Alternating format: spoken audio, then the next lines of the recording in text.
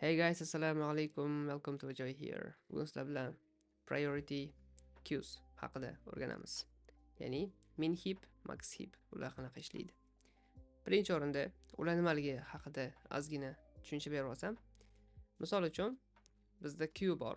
Oddiy queue'da element qo'yamiz boshidan, ikkinchisi, uchinchisi, to'rtinchisi, beshinchisi, oltinchisi va olayotganda faqat birinchisi qaytadi, ikkinchisi, uchinchisi, to'g'rimi? Lekin bizga shunaqangi vaziyatlar kelib qoladiki, list yoki set yoki queue nima deb atasak ham collection element solamiz. Ber deganimizda eng kichkinasini bersin. Ber desak, undan keyin yana undan keyin eng kichkinasini, yana eng kichkinasi, yana eng kichkinasi. Ya'ni tartiblagan qo'shgan ketma-ketligimizdan qat'iy nazar bizga eng kichkini olib beraverish kerak. Yoki eng kattasini, yoki qaysi kriteriyaga bog'liq eng o'sha prioritysi balandini. Shuning uchun priority queue deyiladi. Xo'p, buni qanaqa qilamiz? Bu uchun bizga binary tree kerak bo'ladi. Aytaylik, mana bizda bir bor. Bir keldi, nima qilamiz? Binary tree'da bitta element yaratamiz, mana bir. Okay. 2 keldi. 2 uchun yaratamiz, mana 2. Hozir biz min heap yozib ko'ryapmiz. Min heap. Xo'p, mana 1, 2, 3 keldi ya masalan. 3 solindi. Yaxshi, hammasi. Endi misol uchun 0 qo'shmoqchimiz. 0 qo'shdik, mana yana boshdan qo'shiladi. Va qo'shilganda har doim mana shu element o'zini parenti bilan solishtiriladi. 0 2 dan kichkinami? Kichkina. Bo'ldi, o'chirib tashlaymizda almashtiramiz ikkasi qiymatini. 2 pastga 0 bu yoqqa o'tish kerak. Va bitta tepaga chiqqandan keyin uni ham tepasidagi parenti bilan o'zini solishtiradi. 1 0 dan kichkinami? Yo'q. Shuning uchun 0 tepaga o'tish kerak. 1 0 1 0. Mana yaxshi. Xo'p, ana endi bizga 2 kerak. Masalan, yana 2 qo'ydik. Bu duplikatlarni ham qabul qilaveradi, farqi yo'q. 2. Va endi nima? Endi misol uchun yana 2 qo'yaylik. Yoki 1, misol uchun 1. Ham keladi. 1 1 3 bilan almashish kerak. Buning nomini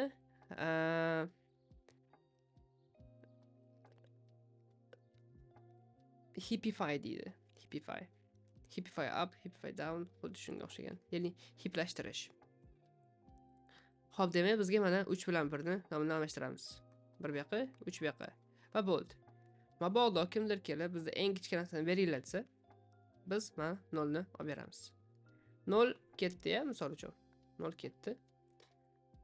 O'rniga qaysi qolish kerak? Bunaqa vaziyatda endi biz boshqacharoq approach qilsak bo'ladi, ya'ni pastga yurish bo'yicha. Bir tepaga chiqish kerakmi? Bu birmi? Bizga farqi yo'q. Qaysidir bir chiqish kerak, to'g'rimi? Qaysidir bir chiqish kerak. Mana bu misol uchun chapdagi bir chiqdi deylik, chapdagi bir chiqdi. Buni o'rni bo'shab qoldi. Buni o'rniga kim chiqish kerak? 2 mi 2 mi? Misol uchun aytaylik, mana bu narsa to'g'ri deya. Aytaylik, mana bu narsa to'g'ri edi. To'g'ri emas, 2 chiqadi. 2 chiqdi, Mana buni o'rni bo'shab qoldi. Ana endi yangi element qo'shayotganimizda mana bu yerdan qo'shiladi, misol uchun 5 masalan. Va bizda mana bu narsa ortiqcha bo'lib qoldi-da. Ya'ni g'alati. Bizda uvol bo'lyapti, waste bo'lyapti.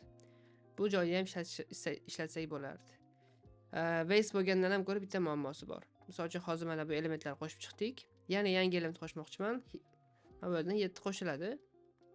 Va 7 o'zini parentidan tepaga sakrashim kerakmi, yo'qmi deb solishtirayotganda u yerda element yo'q. O'shanda muammo bo'ladi. Ya'ni solishtirayotganda if else'lar ko'payib ketadi. Shuning uchun buni oldini olish maqsadida nima qilinadi desa, mana bu 0 ni o'chirganimizda binary tree ni eng oxirgi elementi 3 mana shu yerga olib chiqib qo'yiladi.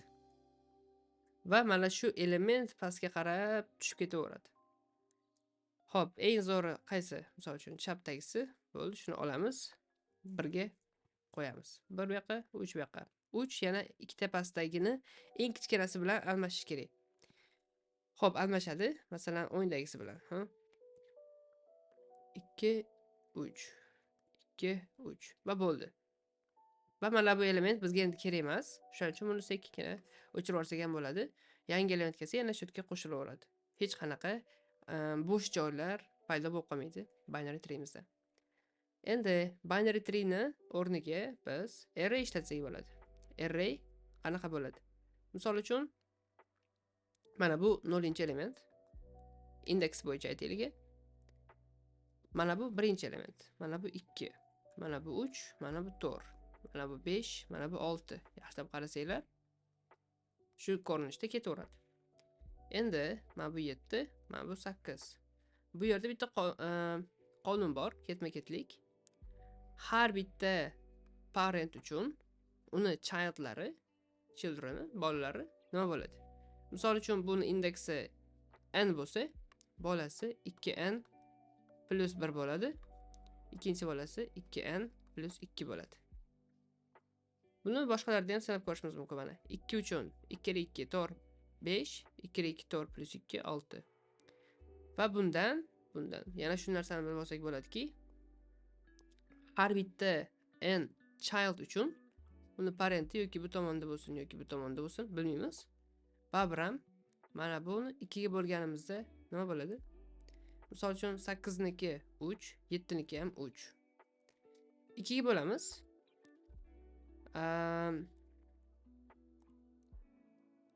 2 ga bo'lsak 4 bo'lib qolyapti, 2 ga bo'lsak 3,5 bo'lib qolyapti. 1 ni ayirib 2 ga bo'laveramiz va butun qismini olamiz. 8 dan 1 ayiramiz 7, 2 ga bo'lamiz 3, butun qismi mana 3,5 o'zi, butun qismi 3. 7 dan 1 ayiramiz 6, 2 ga bo'lamiz 3. 5 dan 1 ayiramiz 4, 2 ga bo'lamiz 2. 6 dan 1 ayiramiz 5, 2 ga bo'lamiz 2,5, butun qismini olamiz 2.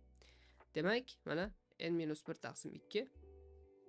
n-1 taqsim 2 ni butun qismini olsak, har qanday child uchun parentini topib olamiz. Xo'p, mana shu ketishda array bilan ham ishlasak bo'ladi. Demak, indekslarda hozir buni ko'rsatib beraman. Xo'p, buning uchun Java dan foydalanamiz bu safar. Xo'p, aytaylik, mana heap degan yangi klass yarataman. Heapni o'zida elementlar saqlab turish uchun arraychasi bo'ladi ichida. Arraychasi bor. Buni array list deb olamiz. Array list misol uchun xohlagan turdagi elementni qabul qila olish kerak. T. Demak, bu generic bo'ladi. Array list T. Misol uchun items.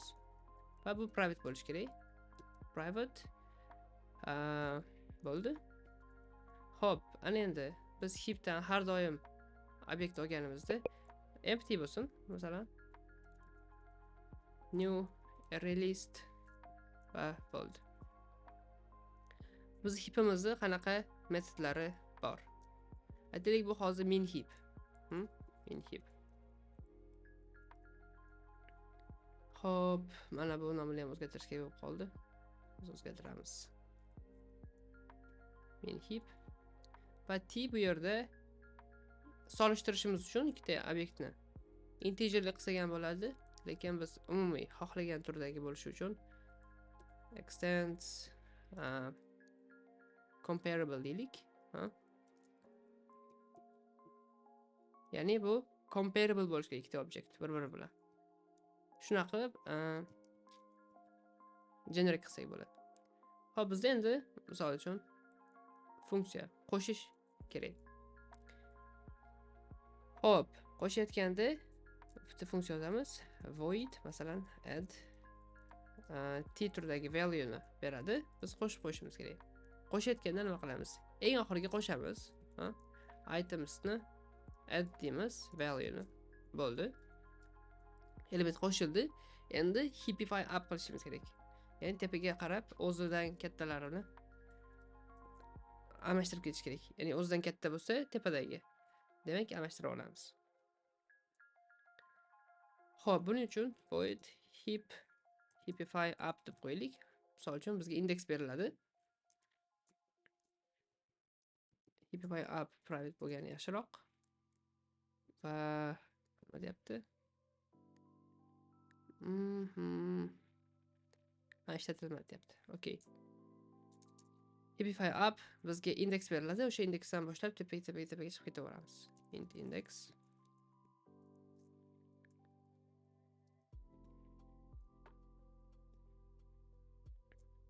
Endi nima qilamiz? Indeks berildi. Biz uni parent indeksini topishimiz kerak. Parent indeksini topish qanaqa bo'ladi? Parent index teng bo'ladi index -1 taqsim 2 bo'lib qo'yamiz. Va biz eng tepaga chiqqanimizda uni parenti yo'qligini bilamiz va uni almashtirmaymiz. Shuning uchun bitta if else yozib qo'yamiz. Agar index 0 bo'ladigan bo'lsa, return. Bo'ldi. Hech narsa qilish shart emas. Parent indeksini oldik va solishtiramiz. Qachonki deymiz? Qachonki bu yerda hozir bo'laveradi mayli. Hozirgi indeksimiz 0 ga teng bo'lmasa, buni rekursiyani o'rniga while loop bilan qilib qo'ysak bo'ladi. Parent index topamiz. Parent index va aytamizki, agar deymiz, itemsni parent indeksdagi elementi bizdan kattaroq bo'lsa, itemsni hozirgi elementimizdan kattaroq bo'lsa, nima qilamiz? Ularning qiymatini almashtiramiz. Swap qilamiz. Xo'p, swap uchun bitta method yozib qo'ysam ekan yoki method yozib qo'yaylik hozircha. Private chunki yana ishlatishimiz mumkin. Swap deymiz. Index 1, index 2 misol uchun. Biz nima qilamiz? Int temp teng bo'ladi. Int temp emas, t temp teng bo'ladi.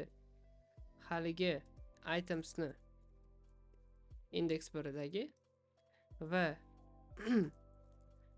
itemsni get set qilaveramiz endi.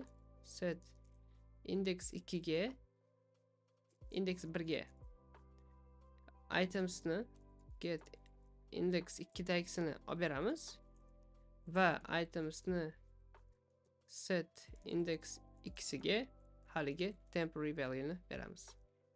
Va bo'ldi. Ana endi nima qilamiz? Agar parenti bizdan katta bo'ladigan bo'lsa, biz hozir min heap qilayotganimiz uchun almashtirib qo'yamiz ularning qiymatini. Swap deymiz. Hozirgi indeks bilan uni parentini almashtiramiz. Va hop, bu hozir nima deyapti? Operator cannot be applied to t. To'g'ri, bu katta operatorni ishlatish mumkin emas. O'rniga compare to deymiz. Va compare to metodi bizga nima qaytaradi? Xo'p, agar teng bo'lsa 0 qaytaradi. Params hop 0 dan katta qaytarish kerak edi. Compares object with a specified object in order. For order returns negative integers, 0 or positive integer as this object is less than or equal to. Agar hozirgi obyektimiz dargidan kichkina bo'lsa minus qaytarar ekan. Bu obyektimiz bizdan kichkina bo'lsa minus qaytaradi, katta bo'lsa plus qaytaradi. Demak, katta bo'ladigan bo'lsa, parentimiz bizdan katta bo'ladigan bo'lsa, demak biz swap qilamiz va indekslarni almashtirib qo'yamiz. Endi indeksimiz biz hozir pastda turuvdik, parent bilan almashdik. Endi indeksimiz o'zini parent indeksiga teng bo'ladi. O'zini undan keyingi parenti bilan solishtirib ko'radi. Deymiz index teng parent index. Bo'ldi. Va agar o'zidan tepadan kichkina bo'lmasa, ish to'xtatsak ham bo'laveradi. Tamom. Endi buni break yozib o'tirish o'rniga buni sal qisqaroq qilsak bo'lar ekan. Xo'p, quyidagi yozamiz. Va agar katta bo'lsa deymiz. O'shanda almashtirib ketaveramiz. Swap qilamiz va mana. Xo'p, demak parent index turibdi. Parent indeksi har safar yangilab qo'yishimiz kerak. Parent index teng bo'ladi yana hozirgiga. Xo'p, nima qildik? Index 0 ga teng bo'lmasa va ya'ni index 0 ga teng bo'lmasa degan uni parenti bor degan. Parenti bor bo'lsa va parenti bizdan katta bo'lsa, ularni elementlarini almashtirib qo'yamiz. Index tepaga o'tib oladi. Parent index o'sha indeksni ham tepasiga o'tib oladi. Va index 0 ga teng bo'lmasa, hali ham uni parenti bor degan. Shunaqa heapify up qilamiz. Element qo'shdik va heapify up qilamiz. Mana qaysi indeksga element qo'ydik hozir? 0 gami, 1 gami bilmaymiz. Shuning uchun bitta o'zimizga o'zgaruvchi olamiz. Private int size degan. Boshida albatta 0 turadi. Hop, heapify up qilayotganda element qo'shganimizda size ni oshiramiz va heapify up ga hozirgi size ni index sifatida 0 beramiz. Yo'q, stop. Qaysi indeksga qo'shdik? 0-indeksgami, 1-indeksgami? Heapify up qilishdan oldin size beramiz va size plus. Ya'ni biz mana 0-elementga qo'shdik indeksda. Shuning uchun size berib, keyin plus qilib qo'yapman. Xo'p, bo'ldi. Ana endi element olib berish, olib berish, o'chirib tashlash uchun private t object qaytaradigan poll metodini yozamiz. U bizga olib beradi-da, tepadan o'chirib yuboradi. Xo'p, eng tepada turgan element bormi o'zi yo'qmi? Avval size ga qaraymiz. Agar size 0 bo'lib turgan bo'lsa, demak throw misol uchun runtime exception o'tib o'tsak bo'ladi. Then there is no object. Hop, nima dedi bu? Method call. New bor ekan. Esma chiqib qoldi. Bo'ldi. Endi 0 bo'lmasa, demak ola olamiz, to'g'rimi? Hop, eng boshidagi elementni olishimiz kerak. Bu birinchi element. T result, misol uchun, itemsni 0-inchisi. Va biz itemsni set qilamiz 0-inchisiga, itemsni eng oxirgisini olib beramiz. Itemsni eng oxirgisini olib beramiz. Itemsni eng oxirgisi. Itemsni eng oxirgisi nima bo'ladi? Eng oxirgisi hozircha itemsni get size -1-inchisi. Eng oxirgisini olib berdik. Endi heapify down qilishimiz kerak. Heapify down. Indeksi beramiz. Albatta 0 dan boshlab pastga tushib ketish kerak. Ana endi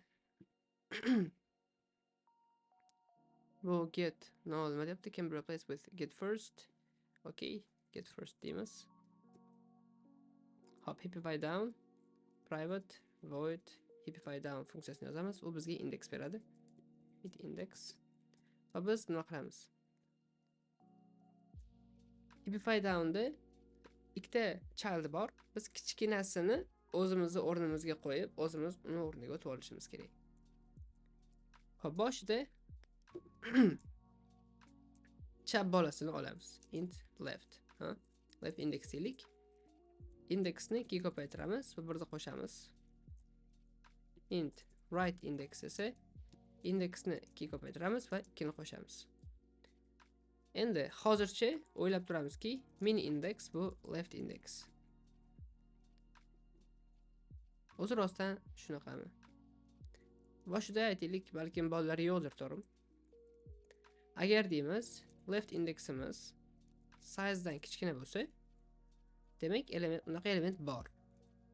Va u elementdagi, u indeksdagi element itemsni get left index bizdan kichkina bo'lsa, ya'ni yana compare to tekshiramiz. Hozirgi elementimizga. Hozirgi elementimiz qaysi? Itemsni get index. Bu bundan kichkina bo'lsa, nima qaytarardi? Hop, less than bo'lsa, negativ qaytaradi. Agar chap bolamiz bizdan kichkina bo'lsa, negativ qaytaradi. 0 bizdan kichkina bo'lsa, demak minimum index hozircha qaysi bo'lib turibdi? Left index. Boshida min index o'zimiz deb tursak ham bo'lar ekan. Xo'p, minimum index yoki -1 mayli. Topdik. Endi chap bolasini tekshirib ko'rdik, bizdan kichkina yo'qligiga. Endi o'ng bolasini tekshirib ko'ramiz.